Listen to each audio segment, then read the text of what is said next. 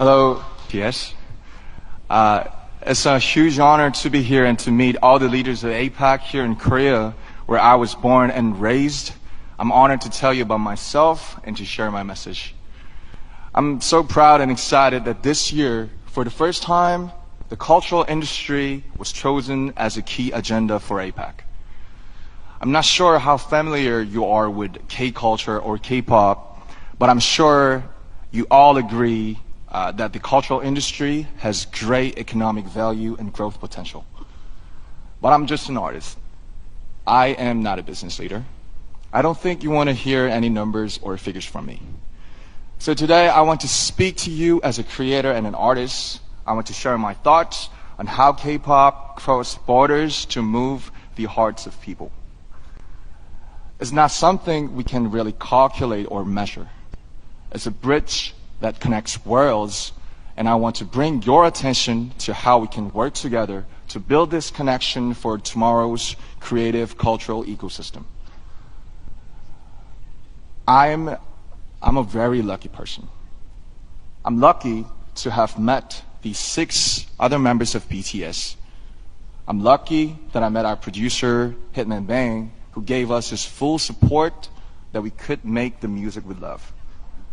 But most importantly, I'm lucky I'm an ARMY who accept our music, not just as a diversion, but as our shared language of life.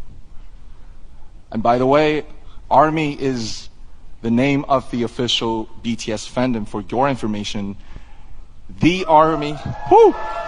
Shout out to ARMY all over the world.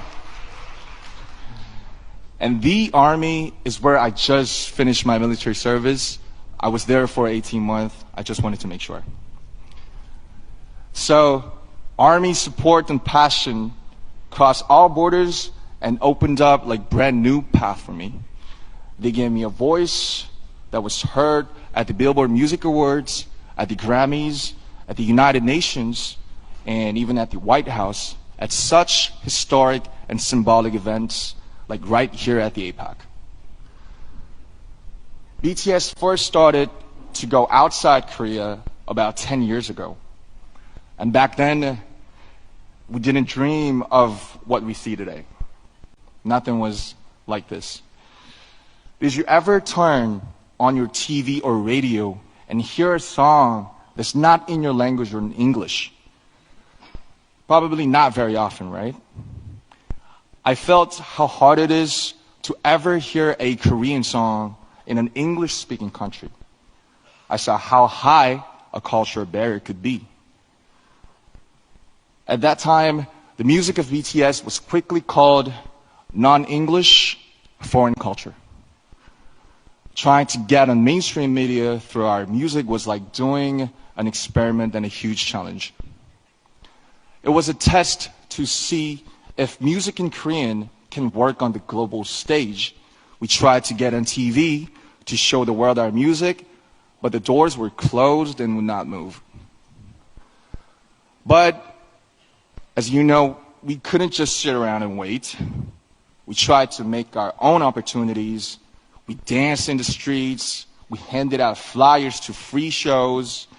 But there was something even more difficult than those. When we said we are artists from Korea, they didn't ask us about our music. They asked, are you from North Korea or South Korea? Where on earth is Korea? So we had to explain where Korea was before we could even talk about our music. And that was the reality. But we overcame those barriers, and now I'm here today sharing this precious moment with you. ARMY was the force that broke down those barriers. They used our music as the medium to carry out conversations that cross borders and languages. They were inspired by the message in the music of BTS to give to charity, to run social campaigns, and finally the world was amazed. Back then, ARMY was seen as supporters of a minority culture from Asia. Now, they shake the world as a new community and a fandom culture. Even at this very moment, they're crossing borders and breaking down barriers through the pure power of cultural solidarity. Solidarity and tolerance that know no borders, and it's an endless source of creative inspiration for me as well. There is so much cultural content around the whole world, but why K-pop? Why is it so unique? Why does K-pop create this powerful and inclusive community? It's because of the special principle of unity of K-pop. This is what enables people from such diverse backgrounds to come together just through the medium of K-pop. I like to compare K-pop music to bibimbap. And bibimbap is a traditional Korean dish. You gotta taste it. So you take pop, which is rice, then you put all kinds of vegetables, meat, flavorings on top, and mix it all up. And that's the bibimbap part. And K-pop is much the same. You take Korea's unique aesthetics, emotions, and production system, but you don't turn away elements of Western music like hip-hop, R&B, or EDM. Just like bibimbap, these parts all keep their unique identities, but mix together to make something new and fresh and delightful. K-pop is not just a genre of music. It is a 360-degree total package of music, dance, performance, visual style, storytelling, music video, and even social media. K-pop's success didn't happen because one single culture was better. K-pop's success came from respecting diversity and embracing world cultures, but still holding on to Korea's unique identity.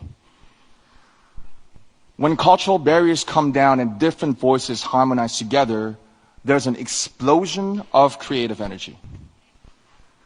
This is where ARMY's borderless solidarity came from. And this is why K-pop is loved everywhere. Culture is like a river. It flows freely, different streams, sometimes coming together in harmony, just like K-pop. Coming together to carry itself far away and create something new. I like to see this creative flow of culture happen everywhere around the world. And the Asia-Pacific region has incredible, dynamic cultural diversity.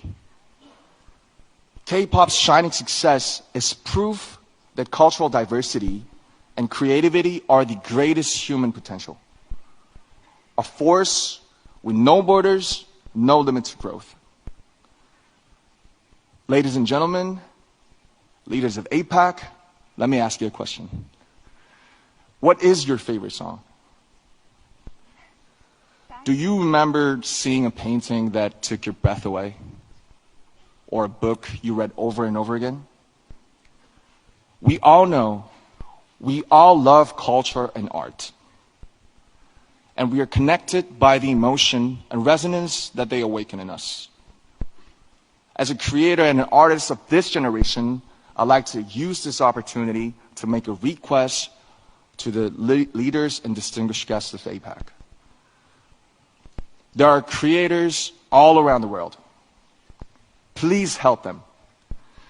Give them the financial support so that their own creativity can bloom.